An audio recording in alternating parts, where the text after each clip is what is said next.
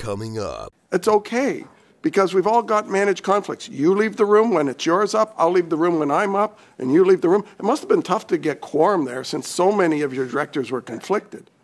Listening to the advice of legal counsel that he felt was flawed. Done. I'm going to go check myself for a concussion. So why would you make that up? Why would you assert that in your opening statement today? He didn't say you were acting in good faith. So, ma'am, are you proud of your time at Justin Trudeau's Green Slush Fund? So, if I've got the number correctly, that's you got $170 million from the Infrastructure Bank, $50 million from Natural Resources Canada. That's a lot of money.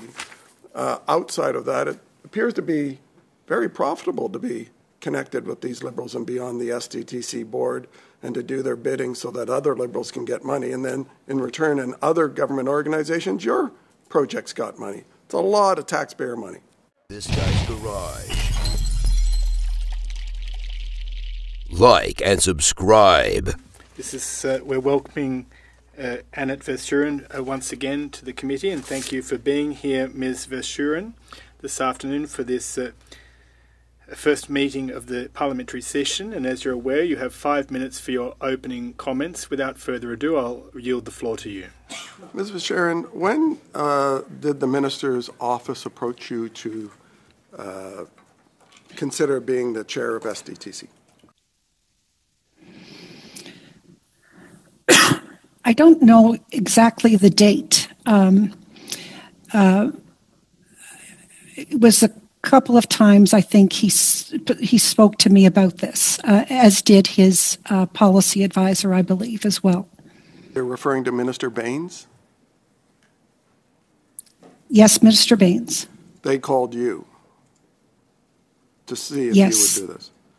And yes. Your testimony, or at least what's reflected in the Ethics Commissioner report, in your interviews there, said that the government approached you. Is that correct? That's correct. But Minister Baines, when he appeared before this committee, said he had nothing to do with the appointment, that he had been given a list from PCO, and that you had applied. Now, is that true? Had you applied before you spoke with Minister Baines or after?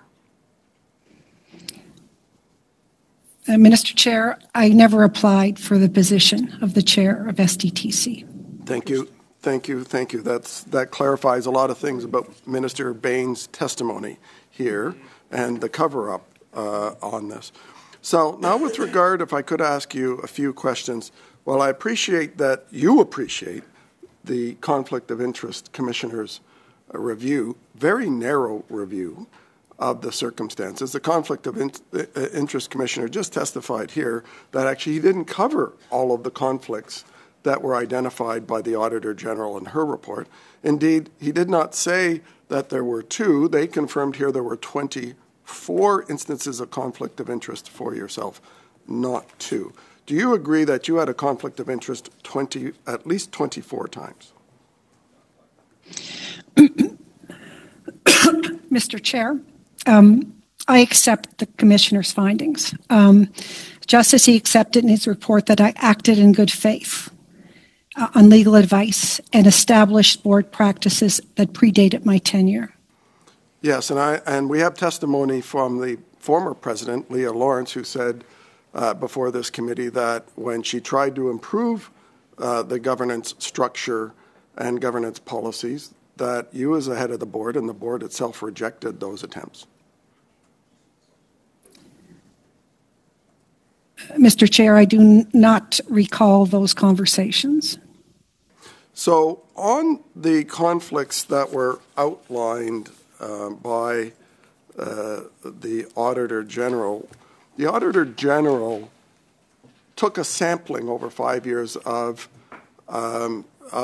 226 projects during the time of the 5-year audit. There were over 400 that the board approved at the time, but took a sampling of the 226. And out of that 226, 186 votes in the board had a conflict. In other words, 82% of the sample that the Auditor General took, board members were conflicted. Now, it sounds to me like the board members were overrepresented in the allocation of the $800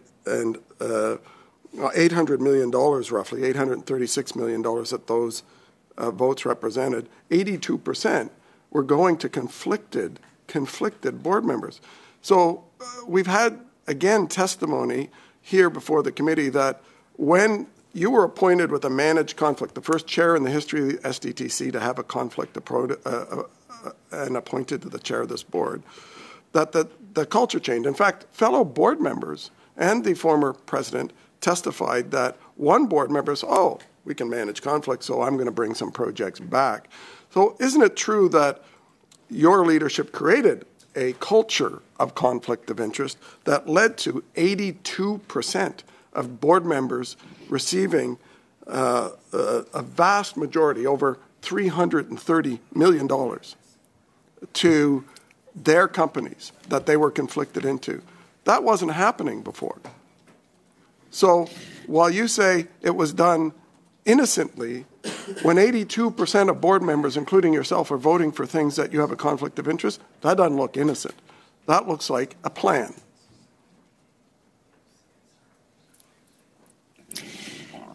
The investments that STTC made over the years were all invested in projects that included capital for labor, for capital equipment, all investments that were spent and audited, and an enormous amount of due diligence that went into the process.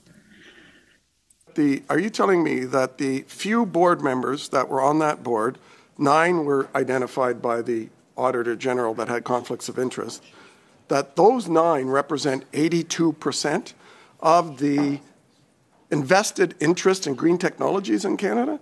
Because there is statistically no way that that's true. So the result is, if your interests were represented 82% of the votes, your being the board members and the board that you led, there was something here going on that was way different than what the public office holders should allow.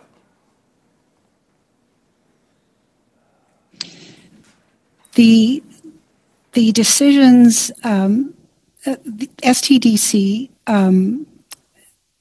undertook a lot of due diligence. The commissioner referred to technical violations in his report on the work that he did with me. I think that there are 82% of votes is not technical breaches of conflict of interest. It's real breaches. When one particular board member's conflicts led to over $200 million to go into her companies over the time that she had it, over $100 million while she was on the board. Same thing with Mr. Emet with about $10 million, Mr. Kakucher, $25 million. This appears to me to be a systemic plan and group think that says, together, it's okay, because we've all got managed conflicts. You leave the room when it's yours up, I'll leave the room when I'm up, and you leave the room. It must have been tough to get quorum there since so many of your directors were conflicted. Okay. A brief answer, Ms. Vercheron, and then your time is up, Mr. Perkins. We obviously followed the processes that were in place. We obviously declared our conflicts. Critically important that we followed those, and we followed procedure. STTC is a organization that really did work and invested in the entrepreneurs in our country. Thank you. I was in the private sector before I got elected. I understand many times how things work. You scratch my back, I scratch yours. And again, if it was a simple mistake of, definition of declaring conflict or recusing itself, if it is limited to that, I would have agreed. But the numbers speak, numbers give doesn't give us any comfort, 24 times and 82% of the board members. How can this continue to happen? I'm so sorry. This has resulted in a great institution, in my view, that was formed with very good objectives in trying to promote the clean technology in Canada. Now it is getting destroyed. Are you happy with the outcome of this? What happened to the fund that was there to promote clean technology, and what has happened today? Are you happy about it, or what is your reaction to that? It is my understanding that STDC is going to be managed in NRC, and the minister has made those moves to continue to sustain and operate that organization. It is a great organization.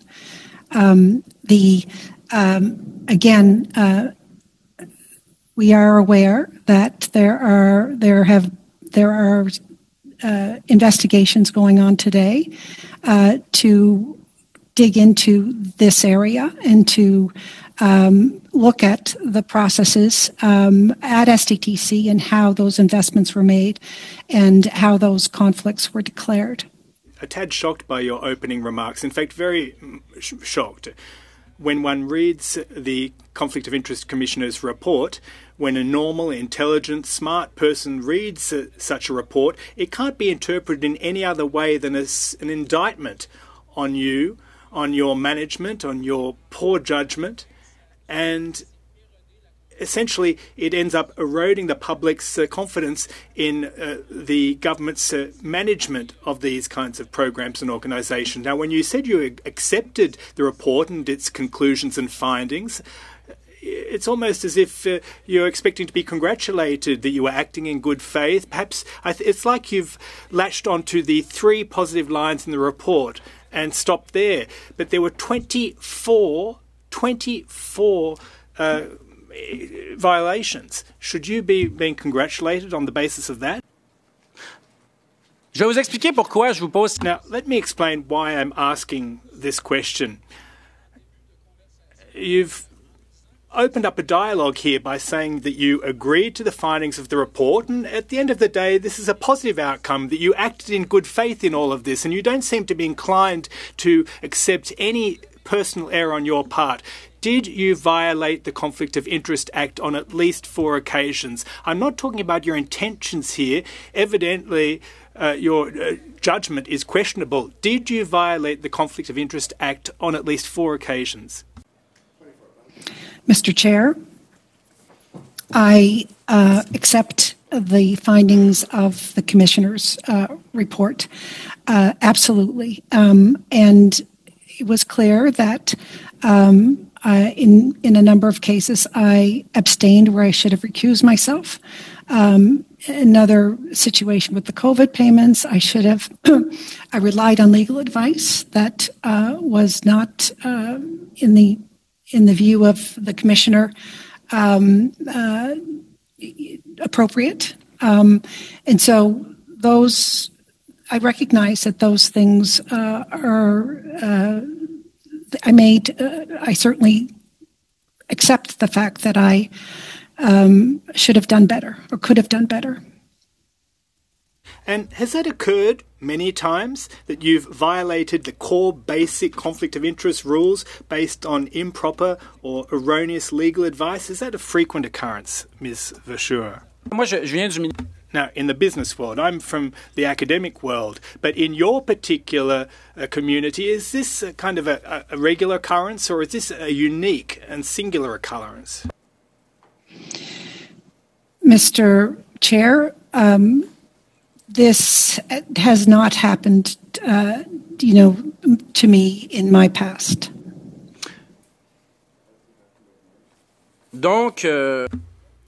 So, despite all your vast years' experience, your wealth of experience, you decided to just abstain from voting. Here's a question for you, Ms. Vercheron. As a taxpayer and as a voter, a member of the public and a taxpayer, now there's a lot of taxpayers' dollars that funded SDTC. Now, what reassures me, despite the fact that you didn't vote, that you didn't try and influence the vote of others.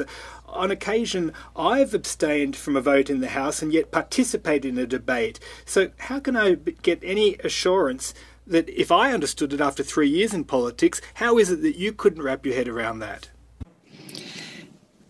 The commissioner indicated that he did not see any areas of influence or communication amongst the board in terms of Monsieur le Président, not je me recognizing. permets de... Mr. Chair, I'm sorry. I have to politely cut the witness off. I have just 1 minute remaining. The questions are important. Please don't see this as disrespect. Now, I understand that in terms of tangible proof that the Commissioner studied, this wasn't able to be demonstrated. So let me ask the question a different way. As a voter, as a citizen, as a taxpayer, we're talking about $300,000 that's funding the organisation, and it's an organisation like yours and its board. How can I have any confidence, a member of public, just like my voters would have confidence in me, that you didn't attempt to influence the decision-making despite the fact that in the minutes it demonstrates that you didn't vote? How can we get any assurance of that fact, that you didn't influence the vote of others? Mr. Chair, I would never have influenced the vote of any other board member. It is how I operate myself. It's how I hold myself accountable. Mr. Vercheron, you said that you've taken responsibility in the sense of accepting the Commissioner's report, and at the same time you repeat what the Commissioner said in the report on your answers, and I'm sure you can do that again, but you also said you were following the practices that predated my tenure. So please expand that. Is that the practice that was taking place? Were the conflict of interest issues that you have taken responsibility for, is that learned behavior that you got at that board coming onto it? Mr. Chair, I always took responsibility for, I declared the conflicts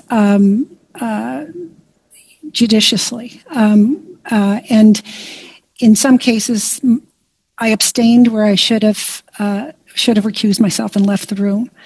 I did not know that was the case, and I took the advice of management and legal counsel here, and I followed what the practices were. No, sorry, I didn't mean to. I won't let you finish. I wanted to follow up, but please go ahead. What practices you were saying?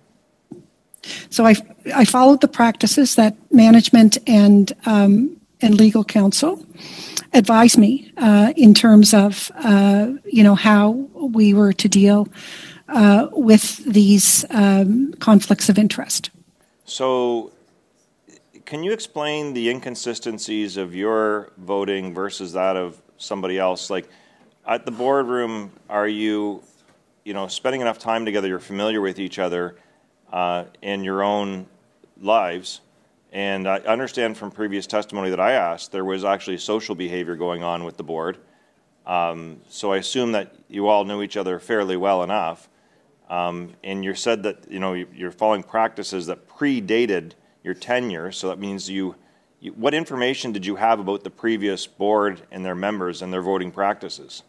Where did you get that information for? Was that shared by other colleagues on the board, or was it something that was brought to your attention? Because clearly you're here for a reason, and clearly the Ethics Commissioner has a report that had its conclusion. But what's not clear is the overall practice on the board. And I think what some of the people like myself who are not privy to these private privileged positions have hard times understanding is basic rules will not apply, whether it's just you as an individual or whether it's the collective. And then what my concern is how far this reaches back, and you have already identified that predated your activity there.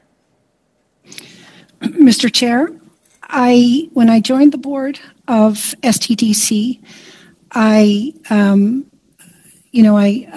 of course, I met with the ethics commissioner. I obviously disclosed all of the conflict that I had in the project that was approved in the previous year and a half. I continued.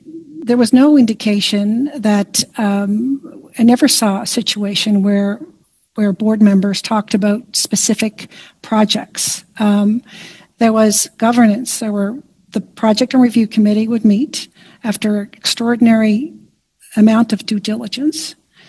That would be analyzed. The management would make a recommendation to the board. We declared conflicts. And, in the case of me, in terms of abstaining and recusing myself, I made a number of mistakes. Learn that behavior from predated decisions, or is it you on your own? I mean, that's what you mentioned, that you followed practices that predated your tenure. So, yeah. It seems odd that you would be the only person doing this, and nobody would say anything anywhere, any place, any time.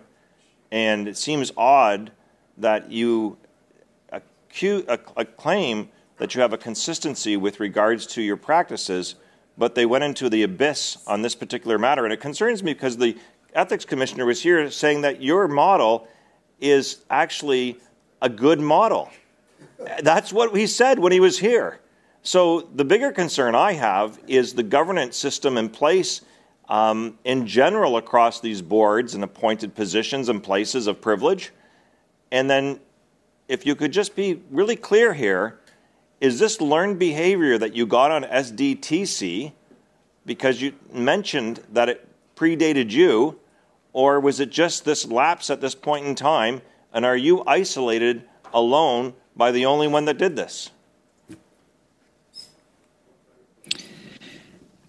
Mr. Chair, I followed the practices that were communicated to me in the transition as the chair of the board of SDTC. I was responsible for the governance of that organization, which included 4 committees. And that committee structure was critical, and amongst the board of directors that I worked with, I genuinely thought I was following all of the conflict of interest guidelines. The commissioner clearly indicated that I made 2 mistakes. The technical mistake of not recusing myself instead of abstaining, and listening to the advice of legal counsel that he felt was flawed.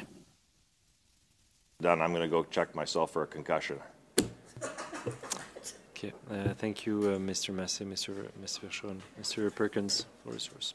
Ms. Vercheron, the Commissioner's office just testified, just to be clear, that there are 24 conflicts of interest. You did, not 2. So, but I want to go back to my question on how you were appointed. You said that you didn't apply, that the Liberal Minister of Industry approached you and you had 2 conversations with him to do that. But we also have testimony here from the Liberal Minister of Industry, who said he was given a list from the Privy Council office, and that's who he contacted. And the Privy Council office, head of appointments, who was in place when you were appointed, said that she supplied 6 names to Minister Baines on that. And when asked if anyone had ever been appointed without being on that list, she said no, not that she was aware of. So, but you didn't apply, so I have no idea how you would have got on the list that Minister Baines then went and checked out. So who misled the committee? Minister Baines and the Prime Minister's Department, the PCO, and appointments, and saying that you applied, or you in saying you never applied?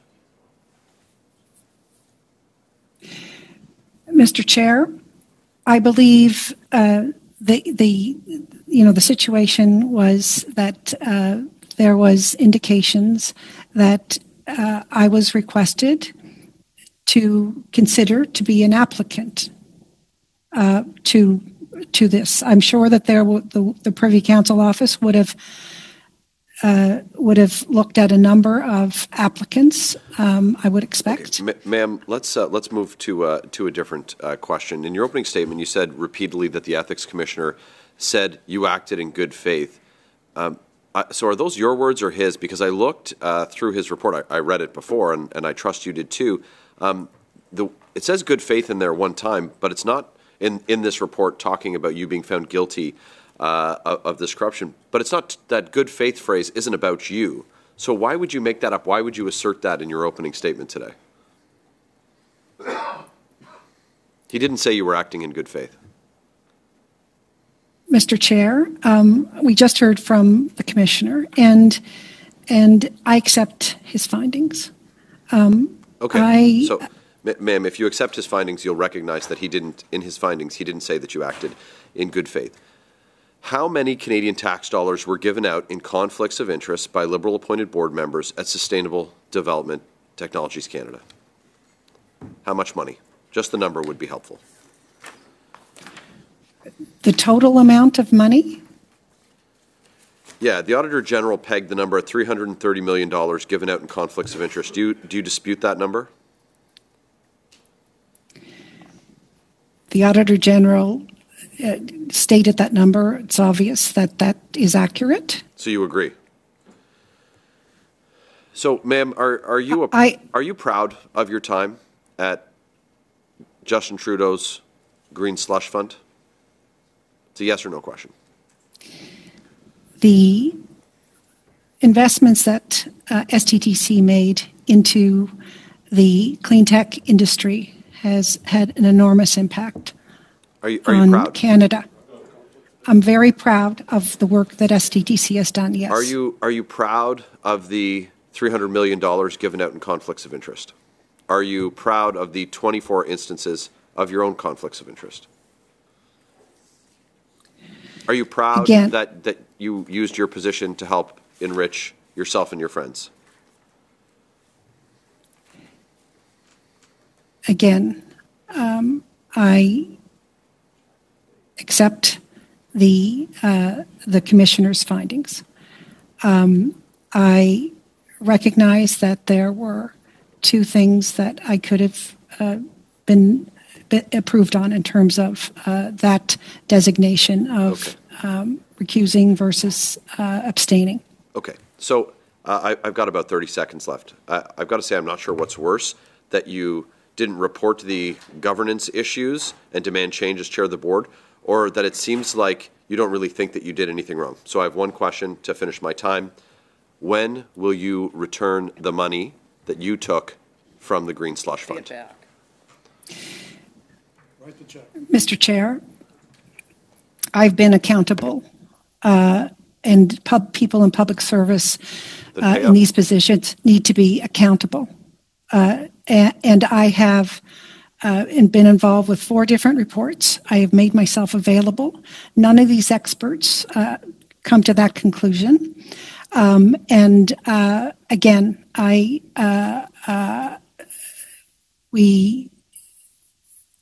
the other major issue is that those investments were made in projects in Canada that really has grown the economy. Okay, thank you. MP Van Bynen, the floor is yours. So, Mrs. Vercheron, you've donated extensively to the Conservative Party of Canada, and in fact, you consistently donated since 2013 to the Federal Party and also donated to 2 last leadership campaign. Can you confirm that you donated to the Rate leadership campaign back in 2017? Yes, I have. Can you confirm that you donated $1,675, close to the maximum allowable amount, to the Charest campaign on March 24th, 2022? Yes, I have. I see that this is the exact same amount that certain Mr. Perkins, and unless there's 2 of them, donated to the campaign. So that's a story for another time, I suppose. Mrs. Vercheron, is it true that you donated to the York Simcoe Conservative Association between 2013 and 2015? York Simcoe. Is that a liberal? Was that under Simcoe Christopher Grey County Freeland's? Association, 2013, 2015. I believe that's conservative. I don't recall, but So conservatives then would have us believe that you're a liberal insider. That must totally explain why Prime Minister Mulroney, rest his soul, asked that you serve on his National Science and Technology Committee, and why Finance Minister Flaherty tapped you for his economic advisor to serve on his Economic Council during the 08 recession. How do you respond to these baseless comments made by the Conservative colleagues? I've been privileged as a Canadian to work with many prime ministers. And as a citizen, I will work with the prime minister that is in power. I've worked with Prime Minister Stephen Harper. I have worked with other prime ministers. And I think it's really important for Canadians to be able to serve and give of themselves to help this country move forward. Mrs. Vercheron, would it be correct to say that compared to other small and medium enterprise businesses, the clean tech sector and small innovators rely more heavily on the public sector funding to help de-risk these investments? Mr. Chair, it's a really important point. These are high-risk, difficult projects to start. STDC begins the pipeline, and then other organizations, financial institutions support. Critically important that we continue to invest in small and medium-sized companies. They are the future of Canada. And we are an innovative society, and those companies become large companies. Those companies export to other parts of the world. I am extraordinarily interested to move those organizations ahead, and I have been. And I think it's an underestimated area of potential development in our country. This is a highly competitive, high-performing sector in Canada, and a few years ago, the industry accounted to between 2.9 and 3.3% of Canada's GDP. What does it represent today as a percentage of GDP? I do not know that answer. Is it double? I'm asking you. I don't know. I don't know. I'll pass on that. I apologize. So it's important that we continue to invest in these industries, and it's important that the government continues to support these industries. But the issues and the concerns and the challenges that the industry has suffered throughout this issue has been a real challenge. You're not the only one to deserve blame here. I'll place some of the blame on the Tories that continue to malign the clean technology funding and continue to try to vilify a fund that is part of a wider ecosystem supporting a highly innovative, competitive industry in Canada. Canada is in the clean sector is a key driver of innovation in our country. Tories love to decry about productivity crisis in Canada, but yet they so brazenly malign some of our most competitive industries. But we know the Tories aren't solution-driven. They're jeopardizing the future of this entire industry, and I'll leave my comments at that. Thank you, Mr. Chair. Thank you. Monsieur Garon, la parole est à vous pour 2 minutes 30. Thank you, Mr. Chair. I'll take advantage of my turn to move the following motion. Given that the 6th report of the Auditor General, Sustainable Development and Technology Canada, has determined that the program failed in many respects when it came to funding, and that projects were approved when there are in fact members of the board who are in the position of conflict of interest and they did not withdraw from the decision-making process, that the committee believes A, that the companies at fault acted in poor faith despite the ethics rules and the conflict of interest code. They have to reimburse the money they received from the program. B, that those companies that acted in good faith should not be penalised for the government's lax approach in the implementation of the SDTC program and its funding.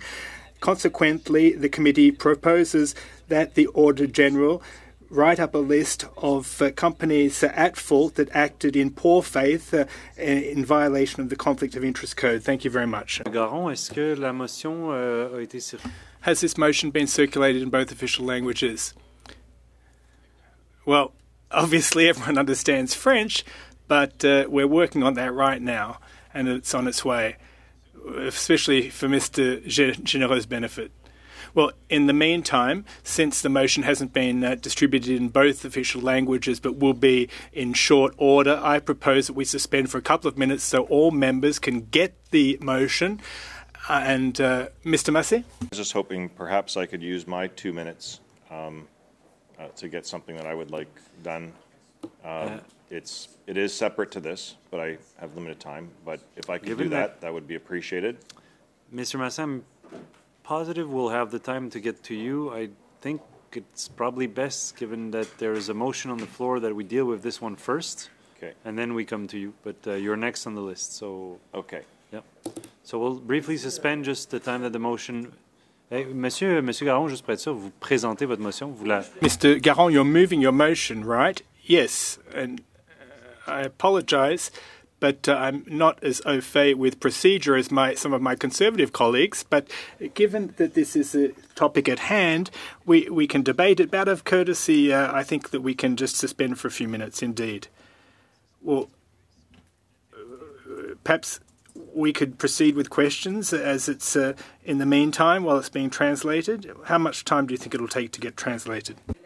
Yeah, okay, we'll suspend for 5 minutes the time it's circulated, and then we'll deal with it. So now, Ms. Vercheron, the Commissioner determined that you were guilty when it came on 24 occasions, in fact. Now,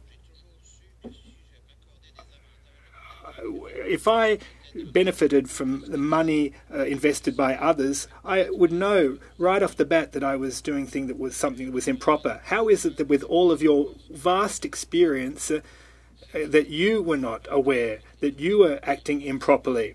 Now, you stated earlier that you spoke to the Ethics Commissioner before your companies received that money. Why did you actually accept the position in the first place then? Mr. Chair,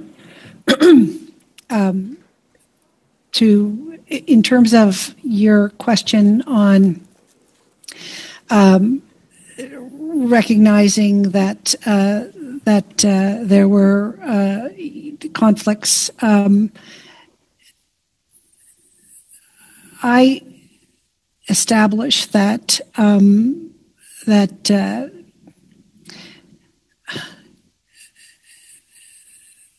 this was something that I could contribute to in terms of being the chair of SDTC. I had an interest to promote this clean tech sector, and of the 24 conflicts, 20 of them was the fact that I abstained as opposed to left the room. I want to make it very clear. I'm sorry to cut you off, but listen, I was a mayor of a city, La Côtière, and, I'm an entrepreneur, and I was a provider to the city before I ran to be mayor, and I knew that when I became mayor, I'd no longer have access to contracts or money from the municipality. They are core governance rules at play there. So how is it that on 24 occasions, you didn't have that knee-jerk reaction, i.e. that... that you should not only not be at the meeting, but you should recuse yourself and not be actually in the meeting room. Honestly, it's a bit hard to fathom. How is it that you didn't realise, given your wealth of experience, that you didn't think that through and say to yourself, I absolutely must not be here. I cannot take any decision that might benefit my company. How is it that never crossed your mind? Mr. Chair, it certainly crossed my mind and that's why I declared when there was a perceived conflict. And these are all perceived conflicts that we're talking about here. So it was really important for me to recognize that, and I felt I followed the procedures that I thought were correct.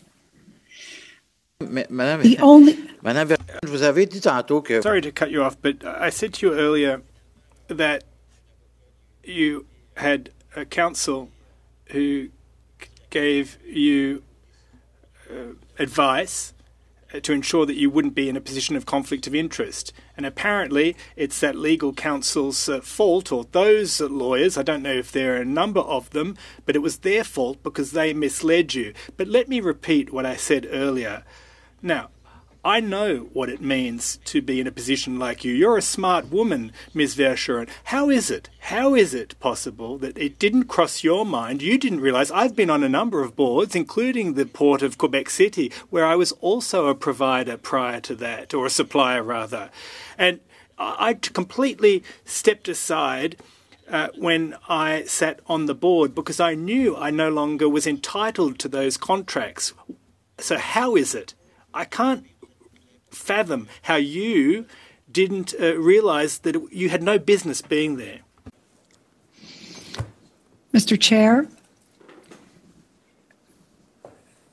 when I got on the board of STDC, I clearly disclosed to the minister, to the ISID people, to management, that I had a declaration that happened 18 months prior to me getting on that board. That is the only real conflict that I've had over the whole term of my chairmanship.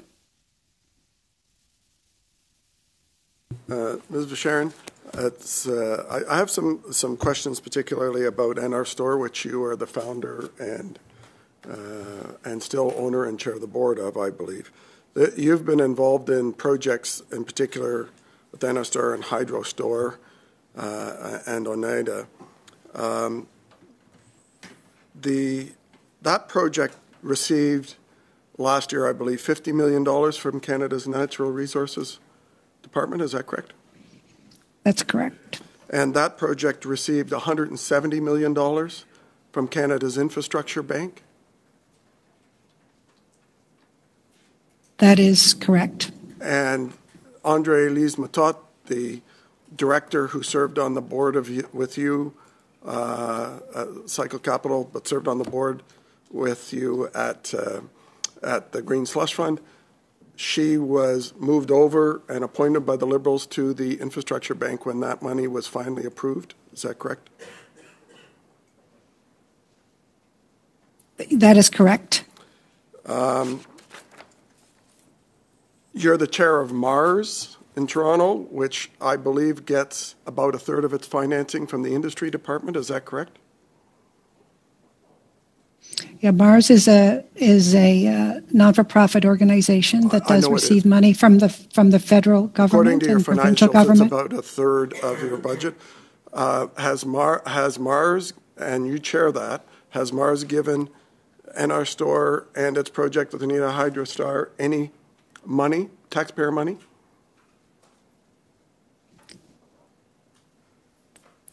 That I do not believe that Mars gave NR Store and Hydro Store any taxpayer money. So you have not benefited, the companies that you own have not received any money whatsoever from, or the ones that are associated with the projects like Oneida have not received any money from Mars, which is funded a third by the federal government. That's correct. Okay. So if I've got the number correctly, that's you got $170 million from the Infrastructure Bank, $50 million from Natural Resources Canada. That's a lot of money. Outside of that, it appears to be very profitable to be connected with these Liberals and be on the STTC board and to do their bidding so that other Liberals can get money. And then in return, in other government organizations, your projects got money. It's a lot of taxpayer money. when Stephen Harper appointed you to the North American Competitiveness Council. So I know that was another appointment you received. Did you, in the regular practices of that council, have to abstain or recuse yourself in any situations? And did you declare conflicts of interest, perceived or real, that occurred in any of the council's undertakings? Mr. Chair, bit of a similar circumstance with the Prime Minister, Stephen Harper. He asked me and a number of other Canadian leaders to join him in Mexico and work with him to open trade barriers between our three countries. Okay, great. So, and I note that you were appointed by Jim Flaherty to the Economic Advisory Council, appointed by Jim Flaherty again to the Venture Capital Expert Panel, and then again by Jim Flaherty in, this is 2014, the Venture Capital Expert Panel. So I assume all of those were panels and advisory and were not making funding decisions. Is that correct? That's correct. Okay. So, and were you ever accused of being a conservative insider for your appointments and your service on any of those advisory panels or councils? No. Okay, and I know that my colleague had already mentioned that you have donated quite a number of times to the Conservative Party. So what I'm taking issue with, like, I think you have at least to some degree taken, you know, you've owned up to the mistakes you've made and expressed, you know, that you regret that you didn't recuse yourself when you should have. I mean, I would say you ought to have known. I believe you ought to have known that you should have recused yourself because that's in the conflict of interest code that you were supposed to abide by. So in essence, you are responsible as the board chair, and I think you've expressed some regret. But what I take issue with is the Conservatives calling you a liberal insider, which I don't believe is the truth. I believe that you've shown yourself to donate to the Conservative Party and have been appointed for many, many years and served under quite a number of Conservative leaders in this country. So, but what I wanted to ask you is that you donated $1,675 to the Jean Charest leadership campaign, as did Mr. Perkins on this committee. And I wanted to ask you whether you thought you were as much a conservative as Mr. Perkins and or as liberal as him. Mr. Chair, I've never been associated with any party. The public offices that I've held and the responsibility that I held during my career really. I made the decision never to be associated with a party, and so I leave it at that.